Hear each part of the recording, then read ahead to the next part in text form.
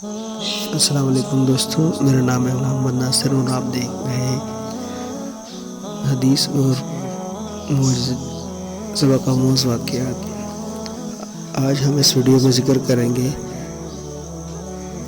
رسول اللہ صلی اللہ علیہ وسلم کا حلیہ مبارک اور جو شمائل ترمذی اور بخاری شریف سے انتہائی اختصار کے ساتھ لیا گیا ہے۔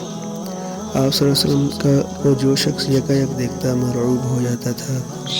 آپ صلی اللہ علیہ وسلم کا قد درمیانہ تھا اور آپ نہ تو زیادہ دراز قد تھے اور نہ ہی پس قامت تھے، نہایت خوبصورت اور معتدل بدن والے تھے۔ سر مبارک بڑا مضبوط اور ہڈیوں کے جوڑے تھے۔ پیشانی وسیع اور کشادہ تھی۔ رنگ کے اعتبار سے نہ بالکل سفید تھے چونے کی طرح، نہ بالکل گندم گو کے سانولا پن آ جائے۔ رنگ کو سرخ و سفید اور چمکدار اور انتہائی خوبصورت تھا۔ چاند جیسا چہرہ تھا، ہلکی گولائی والا خوبصورت چہرہ تھا۔ آپ موٹے بدن کے تھے، نہ گول چہرے والے، البتہ تھوڑی سی گولائی آپ کے رخ اقدس میں تھی۔ کشادہ اور کھلا چہرہ تھا۔ آپ کا چہرہ مبارک آفتاب و ماہتاب کی طرح تھا اور گولائی لیے ہوئے تھا۔ کشادہ و ہموار رخساروں والے تھے۔ دانت مبارک کھلے اور کشادہ تھے۔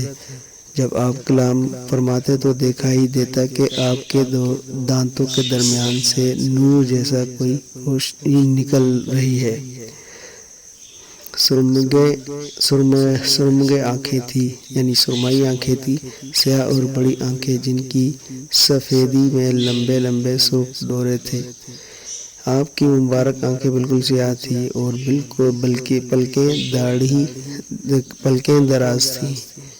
ایک باریک خمدار پلکوں والے تھے جو پوری اور کامل تھیں۔ ان کے کنارے آپس میں ملے ہوئے نہیں تھے۔ ان کے درمیان ایک رگ تھی جو بوقت جلال خون سے بھر کر ابھر آتی تھی۔ آپ کی ناک کا باندسا باریک اور لمبا تھا، اس کے اوپر اونچا نور دکھائی دیتا تھا۔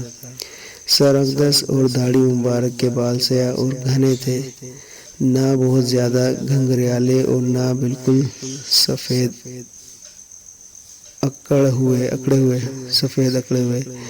آپ کے سر اقدس اور داڑھی مبارک میں 20 بال سر اقدس کے بال بہت زیادہ اور کانوں کے لو تک لمبے تھے۔